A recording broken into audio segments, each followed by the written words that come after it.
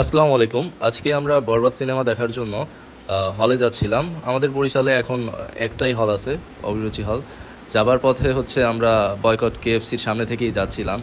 Boycott কেএফসির এখন বর্তমান অবস্থা দেখছেন। তো দেখতে দেখতে আমরা চলে আসলাম আমাদের অভিরুচি হলের সামনে। তো হলের সামনে আসার পরে দেখছিলাম যে হলে অনেক সিরিয়াল ছিল, অনেক ভিড় ছিল টিকিট কাউন্টারে। তো এই জন্য আমরা চিন্তা করলাম যে ড্রোন ফ্লাই করি। তো ড্রোন ভিউ তো অনেকেই হচ্ছে অভিরুচি হলের ওইভাবে দেখেনি। তো আমরা সেই জন্য ড্রোন ভিউ নিলাম।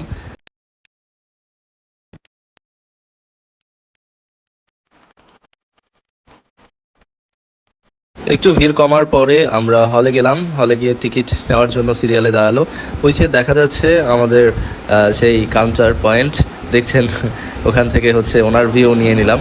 তো আমরা হলের ভিতরে ঢুকতেই দেখি যে মানুষজনের প্রচুর ভিড়, সিট আর একটু পরে গেলে আমরা পেতামই না, একদম হাউসফুল গেছে। তো এরপরে আমরা অপেক্ষা করছিলাম কখন সিনেমা শুরু হবে। তো আমাদের বরিশাল সিটিতে এখন শুধু এই একটাই হল আছে অবশিষ্ট। তো হলের অবস্থা দেখতে দেখতে সিনেমা শুরু হয়ে গেল।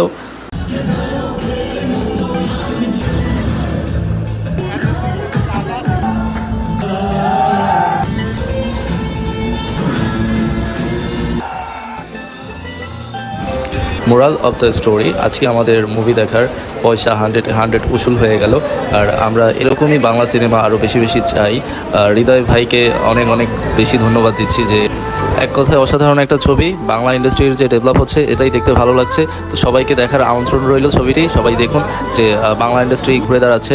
তো সব কলাকৌশলী এবং ডিরেক্টর প্রডিউসার সবাইকে ধন্যবাদ জানাচ্ছি। সবাইকে দেখার আমন্ত্রণ রইল ছবিটা। আল্লাহ হাফেজ।